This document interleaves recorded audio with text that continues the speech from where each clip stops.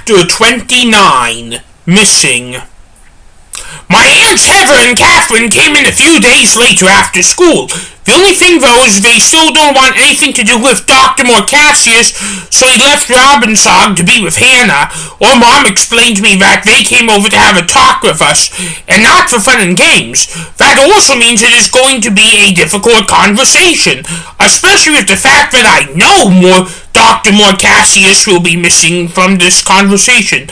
When they got here, they both arrived at the same time. "Hi," I said when they entered.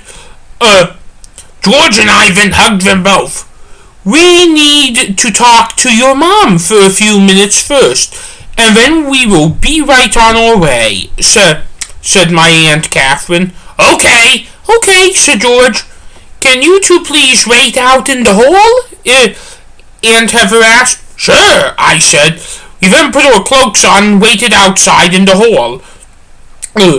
"What do you think they are talking about?" George asked with fright in his voice because he knows an unpleasant conversation is coming. "I don't know," I answered, though I lied because I have a feeling it has something to do with Dr. Cassius. Our aunts then came out a few seconds later. "So, where are we going for lunch?" I asked. "The Rainforest Cafe," said my Aunt Catherine. I saw George smile. I knew that made him happy. All you need to do is take the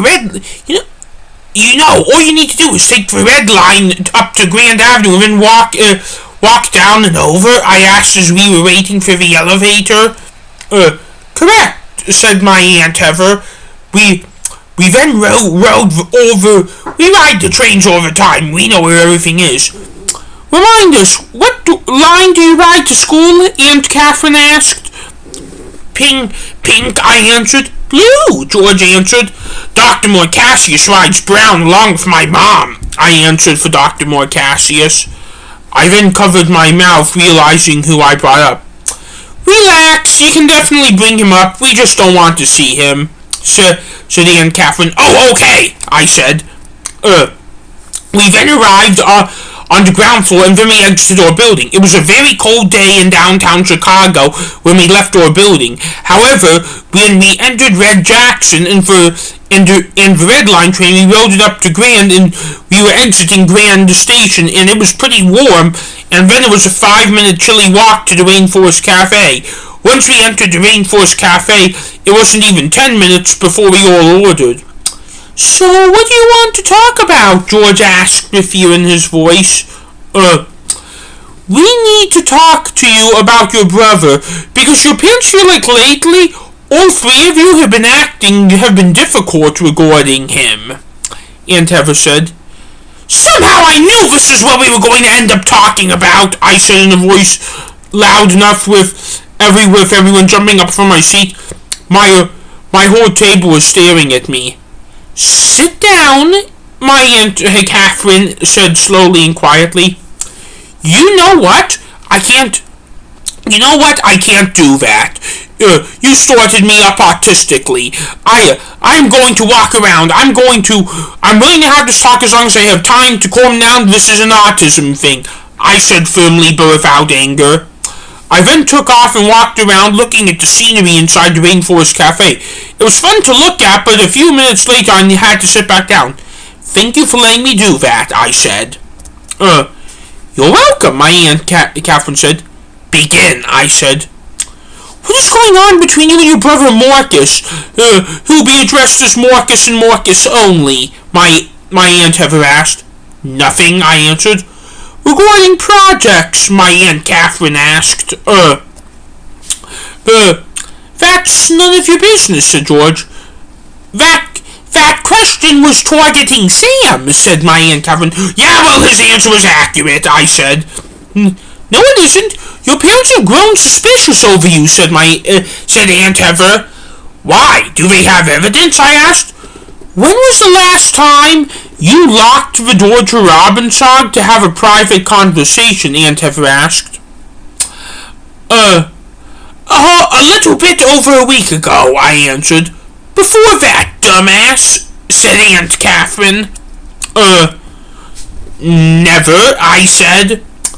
Do you think of by doing a ritual that has never been done before, like locking the door, to have a private conversation, that your mom and dad would have no suspicion at all? My Aunt Heather asked. No, George answered. We're talking to Sam right now, Aunt Catherine said. Oh, sorry, said George. No, I answered honestly. You're going to confess to us here about what's going on, said Aunt Catherine. Now George looked frightened. Are you going to tell my mom? Are you going to tell my mom? I asked. Oh, yeah, answered my Aunt Heather. Well,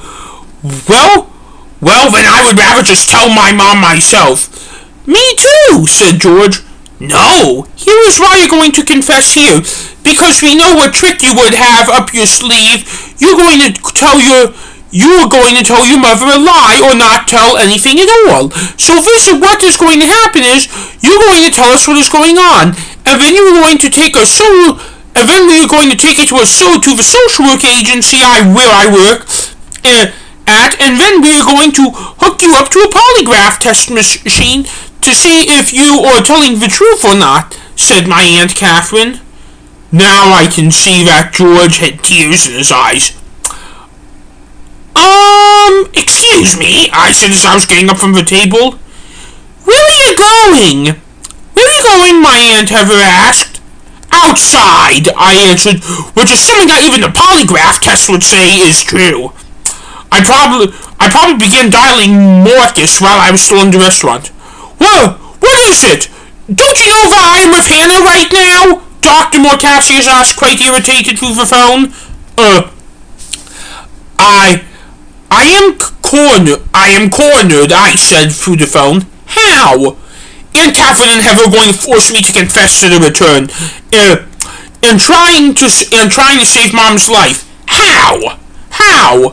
They are going to make us answer to them, and they are going to make us take a polygraph test. What should I do? Well, all I'm going to say is do what I do. What do you do? What do you do? Let me rephrase that. Do what I did, even if it means you ruin your relationship with him. We can't give away the return because someone innocent could be thrown in jail. And we can't, give away the fact we are trying to save Mom's life because her mom will put a stop to it.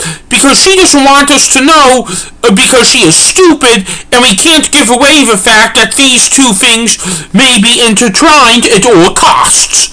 There was a pause that was interrupted by Dr. Morcassius calling my name. Sam? Dr. Morcassius asked through the phone. I'm still here, I said.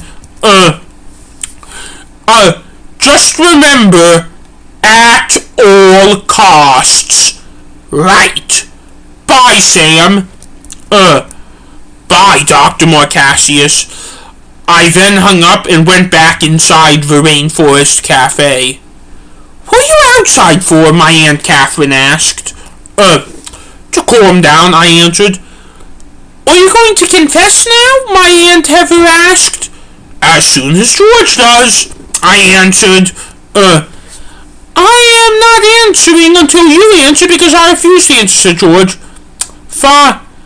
Fine, I will confess, but not now. What? George asked loudly. I then winked at George really quickly and stuck my thumb up.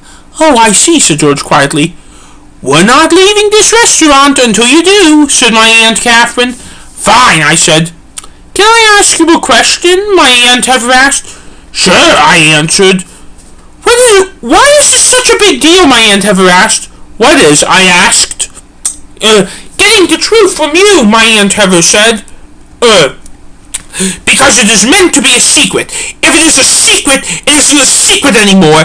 As a secret, I want to keep the whole thing of it, because if I share it, I give away all of it, and that can never ask for it to be back, I explained. So, is this about you having difficulty giving up things? Aunt Catherine asked. No, because because what if just saying that if I give away this secret, I give away something that could protect other people? I asked.